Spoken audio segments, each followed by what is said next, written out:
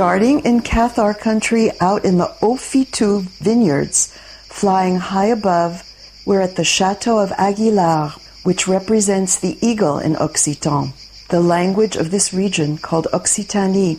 Oc means yes, and that's how the word Languedoc came to be, the language that was spoken here until recently and still is in many instances. This circular-shaped structure seems to have relayed information to other locations and to the higher realms. The Cathars hid the energies when they knew they were defeated and left it for a time when they knew that those portals could be open again. It's the work that some came here to do so that the higher realms can be accessed more easily. We begin in this beautiful field with the Chateau of Guilar behind us. This is a vineyard with beautiful flowers all around, sitting under an olive tree, and in this beautiful region of France that is known for the Cathars and for Mary Magdalene. And taking you here with me, it's a great pleasure, because I feel so called by Mary Magdalene to be in this area and to share the story of the Cathars and the beautiful castles and the history and the importance for our time.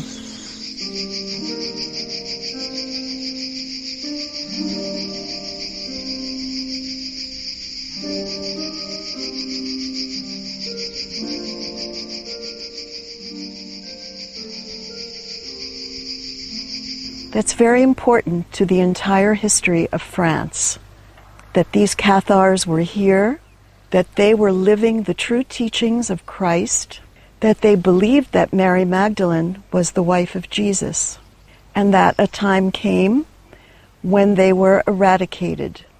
And then these lands and these castles were taken over by the French royalty, and although sometimes it went back and forth, it finally became part of France.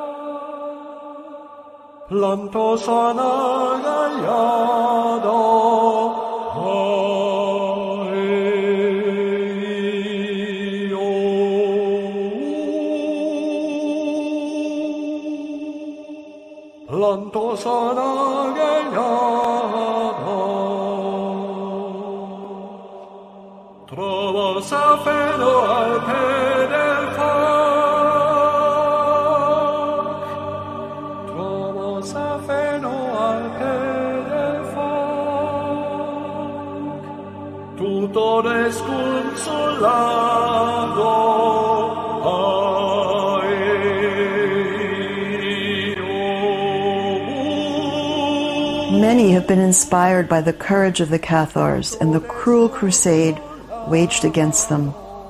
Notice what you feel as you explore these castles and the countryside. Perhaps a memory, a feeling, an opening. The years of the Cathars were 1022 to 1321.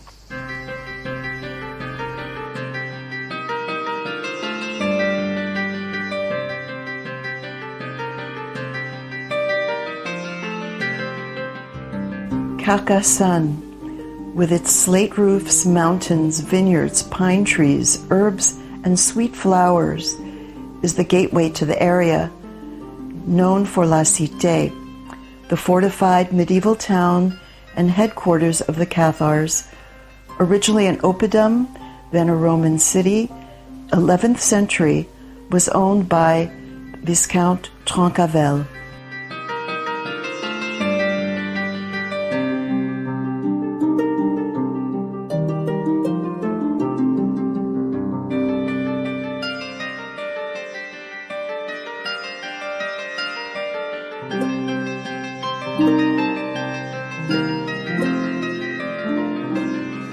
Rennes-le-Chateau. On a mountaintop, there is a most magical village with a chateau and a famous church and a famous priest who renovated the entire building and dedicated the church to Mary Magdalene. This is the place where people from all over the world come in the footsteps of Mary Magdalene. Here is where Mary Magdalene greets us.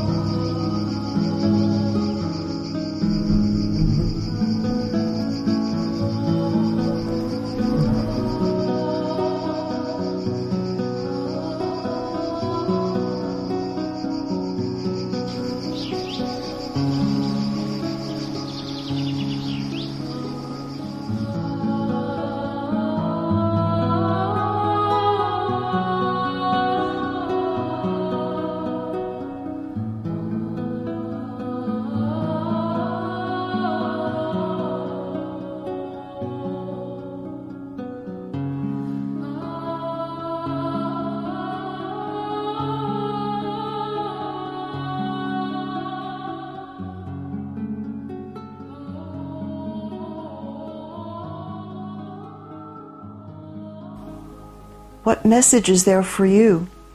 What are you drawn to inside the church? Observe the book, the skull, the cross, and the jar.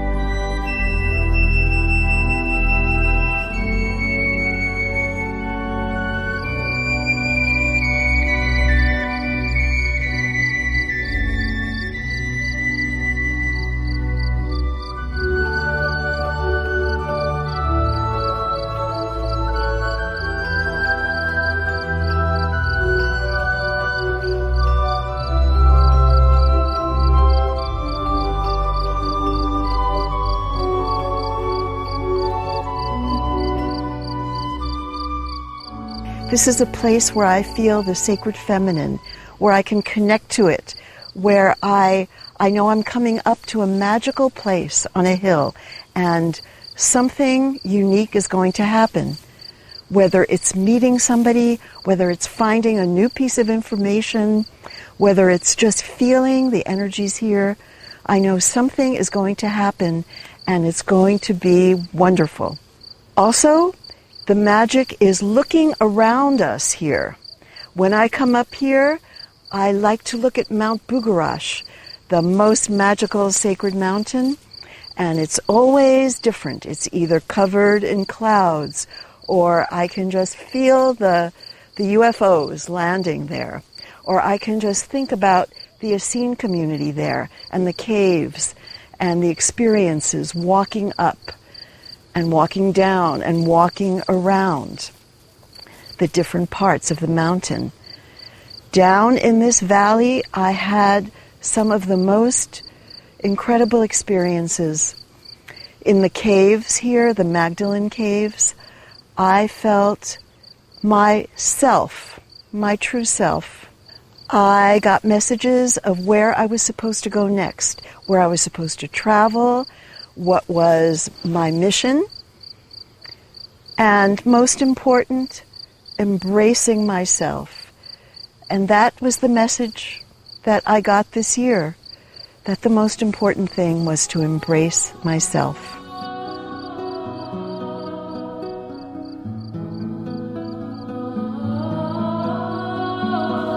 Looking out over these mountains, I think of the Cathars, I think of the history of everything that happened here. And I remember the message of Mary Magdalene and the message of the Cathars too, that we are the ones. If they left all these messages and these traces and these treasures and these scriptures, what was it for? It was for us to do it. It was for us to live the true teachings, for us to live the expansion of our true spirituality, to create the new earth, to create a beautiful life in community, in sharing, in everything we do, to live this magnificent fulfillment of our mastery and our spirituality. So we are here to be inspired with that.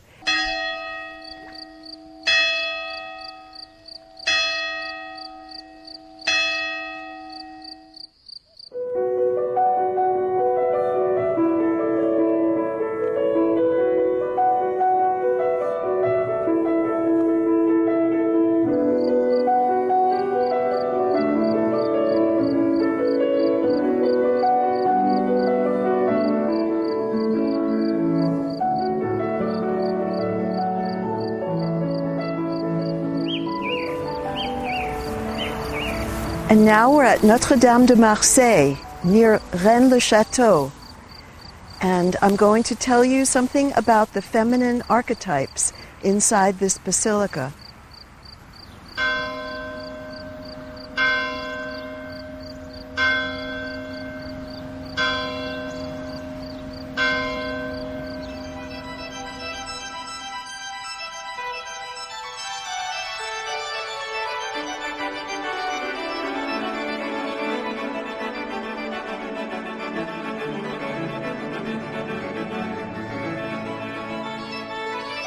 And here is Notre Dame de Marseille, the Black Madonna. She represents the feminine archetype and relates to the ancient goddess worship and Mary Magdalene. And we find another symbol of the sacred feminine in Notre Dame de Marseille. It's Mary Magdalene. So she is here too, representing, bringing the light in and blessing. And here's another symbol of the sacred feminine, venerating women, and Anna as the grandmother and the mother of Mary. She's teaching, in many statues, she's teaching Mary from the scriptures, and we see that Mary was a student from a very early age. Here we see a religious sister passing on the information to a new initiate in the form of a garment, while Mary watches on with the baby Jesus.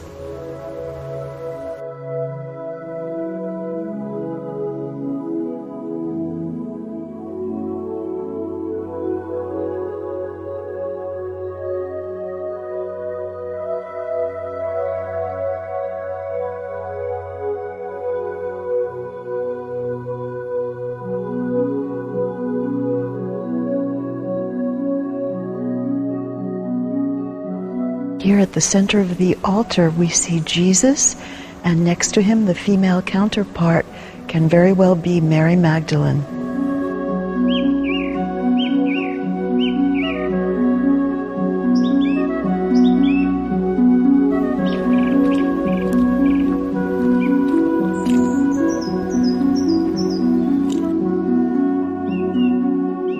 And here are the springs where many healings took place throughout the centuries. Pilgrims have come here for centuries to heal their eyes and 1,000 other ills.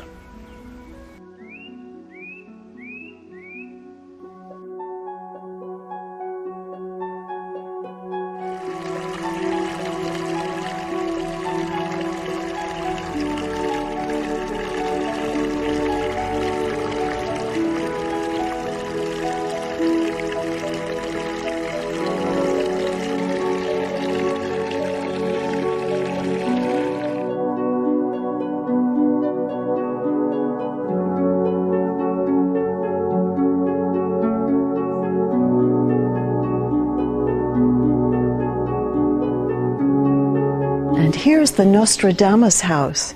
This is the house where the grandparents of Nostradamus lived. We see on the house a number of symbols, and we see the sign of the Star of David, which represents Judaism. And we know that there was an important Jewish community here. And this may have links to Mary Magdalene and the fact that she lived in this area too, because we are very close to Rennes-le-Chateau, here in this little village of Alet-les-Bains.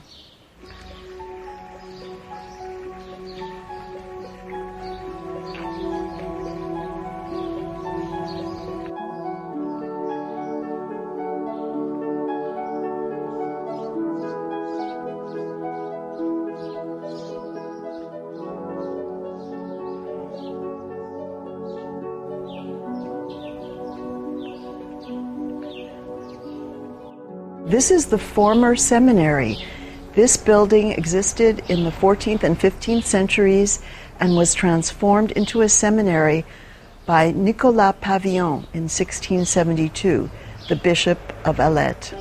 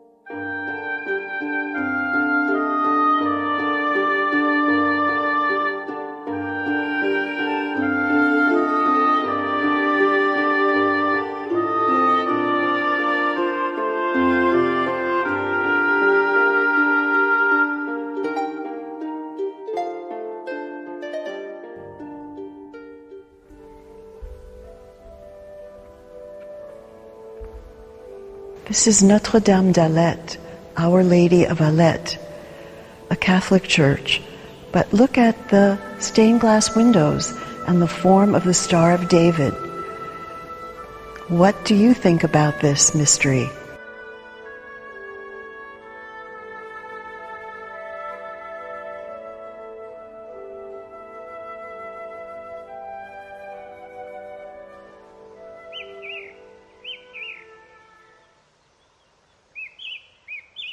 Alet-les-Bains was a very important village.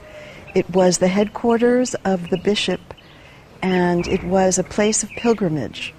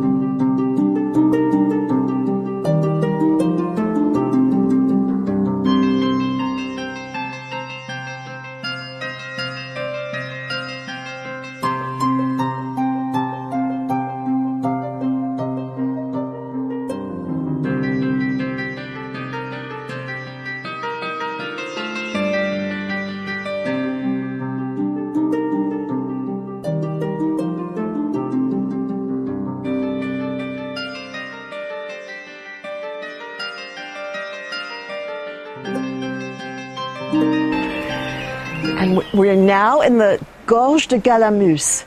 This is a very deep gorge, and there's a river that goes through it called the Agli, and it starts at Bugarach, and it goes all the way to the Mediterranean.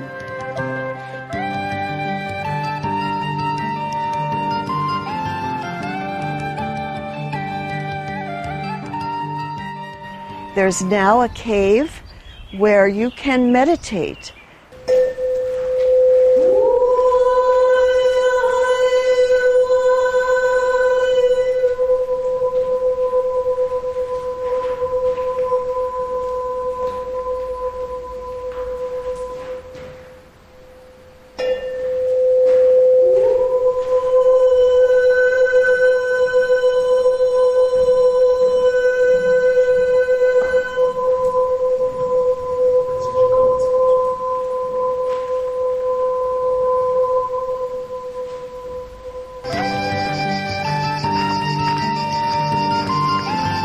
This mountain is also known as a landing pad for extraterrestrials.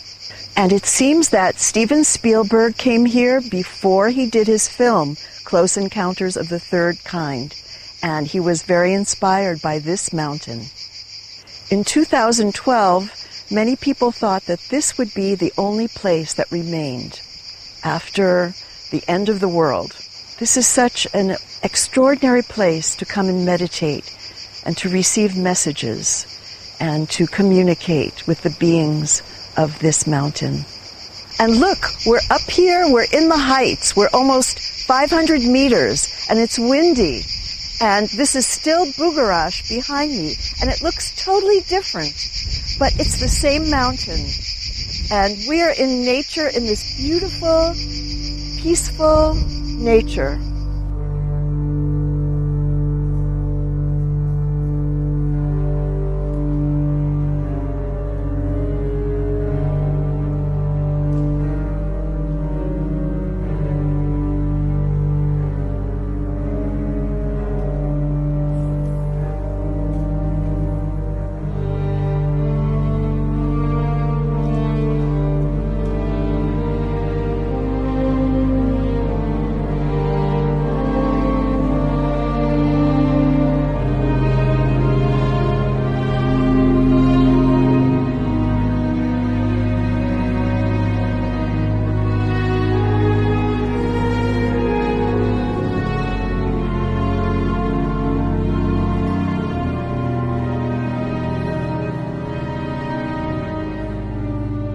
And now look at this castle behind us. This is Bézu. This is the last Templar castle. The Cathars were here before, and the Templars as well.